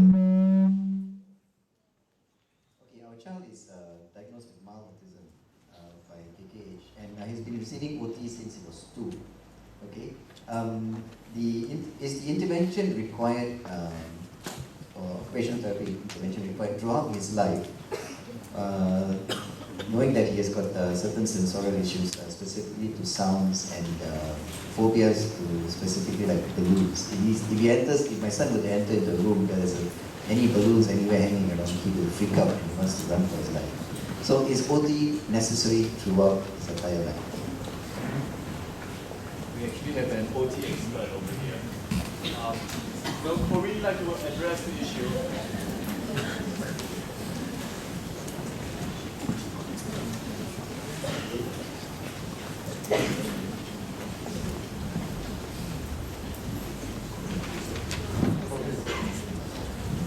For the record, I do not represent anyone right now. No, I'm not affiliated to anywhere. I'm actually a lecturer at Nanyang Polytechnic. I used to work in KK. I think occupational therapy is very individualized, so I'm just going to stand up front so you don't crick your neck. Occupational therapy is a very individualized therapy, and I think a lot of times we talk to families very closely about what you want now, what you want to work on later, what is going to appear in the horizon later. So sometimes it's that kind of process. I can't answer that question because I don't know the child. I don't know what's happening now and what will happen in the future. But it is important to deal with all aspects of living. Sometimes it's just, like you said, brushing teeth, combing hair, and things like that. But there's also other aspects as the child grows. So very often we recommend that therapy is for a period of time. Actually, a lot of parents get very tired of therapy. They actually ask us for a break. We try and go weekly, and then parents freak out. I can't take leave every week. So we recommend therapy for maybe 3 months, take a break, come back, review, and then decide whether to continue or not. And the problems seem to also vary as the child matures. So you've got to work with the family and then move. So honestly, and I'll say this, and people will freak out, if your therapist tells you you need therapy for life, I would tell you to find another therapist. Okay, a therapist should work with you on goals, achieve the goals, and then see what happens. It should not be, you need to see me weekly for life. I think you can interpret what that means. Thank you.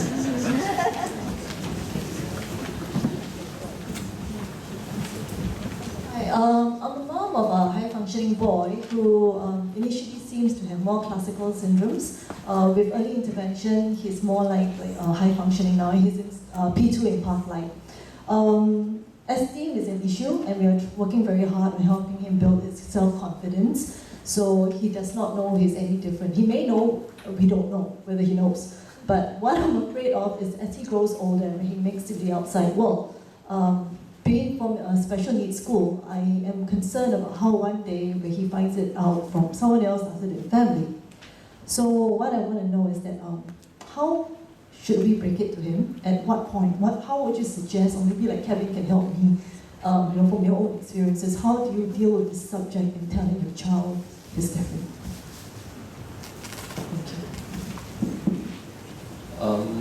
I think there's no prescribed timing at the end of it all. At the end of it all, it's really, I think, parental judgment as to when you think your child will be able to deal with things like that.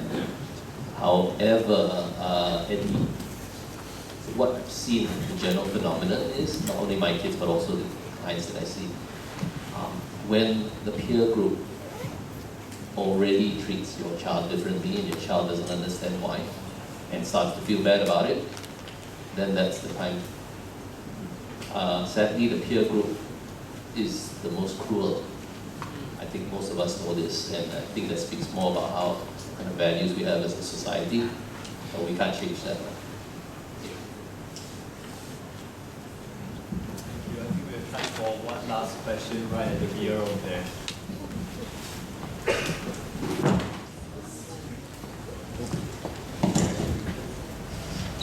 Hello. Hi. On the topic of a more inclusive society, I'd like to ask more with regards to, like, for example, the scene in like workplace as a kid because currently now there's a lot of focus on the individuals with ASD as children. So as they transition more towards the adulthood, how is it like for them in the workplace as they face like employment issues? Are there any barriers, any support for them? Yeah. Thank you.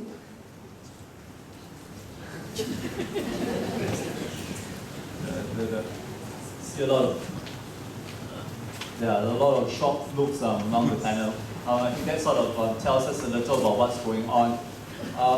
The development of post-school services is an emerging area.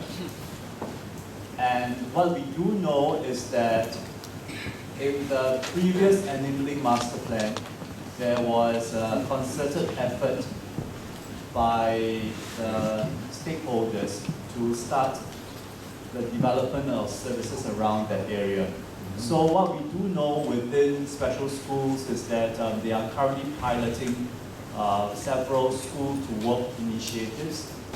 Schools that are preparing special schools that are preparing teenagers for post-school environments are starting to rev up vocation training kind of components in special education.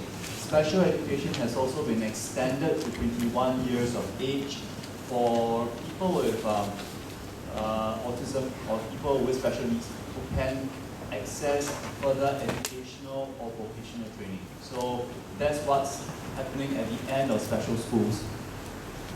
Over at,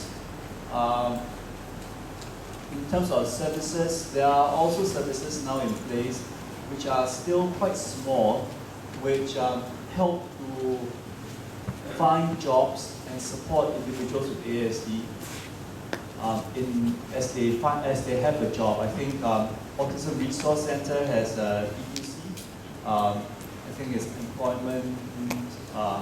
It's got to do with employment, and so with that itself, there is some job support. At the receiving end, there is also the Enabling Employers Network. So where we're not only talking about there being people who want jobs, there are employers out there who want individuals with disabilities to be part of their workforce as part of the diversity goal. So that too is on the way. But I have to admit that this is still very much in its infancy stages, but we will be seeing changes over the next 10 years. I'm quite positive about that. Everyone to say something last? Maybe a last question. It's maybe for Dr. Chow or Dr. Sylvia.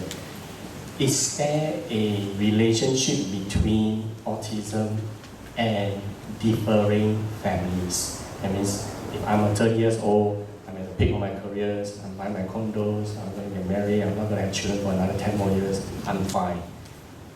I think there is a relationship, but maybe you should comment, is there a relationship for aging parents, father or mother, and then higher probabilities of autistic kids?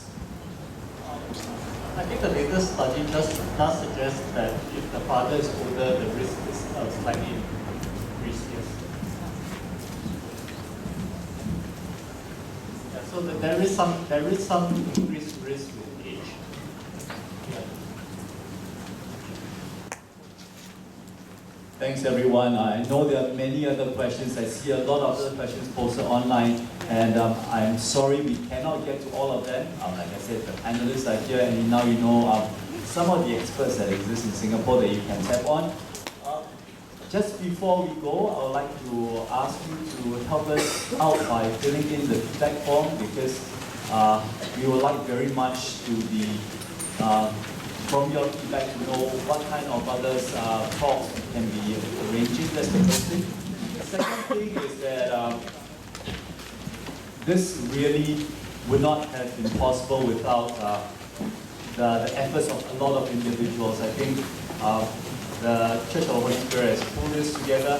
A lot of this was made possible only by volunteers who have come in. So you see a lot of volunteers who are directing traffic, volunteers who have pulled together the food and ushering. I think these all are a lot of work that have not been recognized. So I really like to give credit to everybody.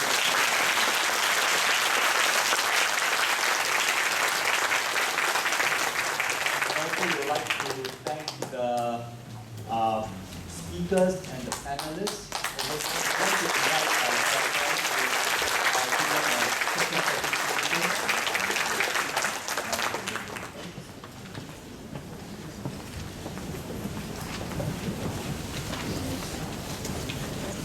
starting with Mr. Peter Ong.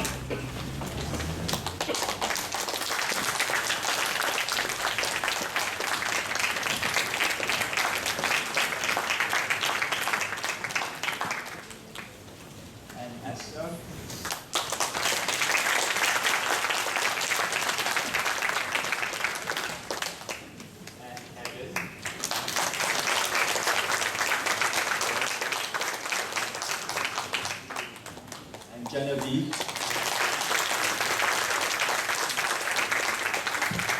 Nick, Dr. Sylvia Chu, and Dr. Philip. And if I may just say, can I just borrow this? May I just have a word about this? This was actually printed by Mumry Oaks. It's a new center which is located within Agape Village. That's a newly established drop-in center for adults with intellectual disabilities, which is funded by Caritas Singapore. So that's a new service that we are currently in the process of developing.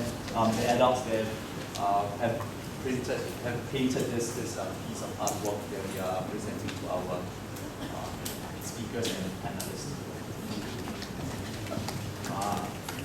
One more thing, if you do have any piece of trash, we have trash cans outside. So just before we go, we'd just like to invite Father for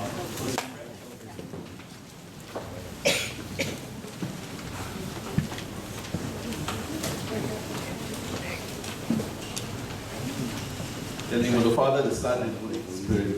Amen.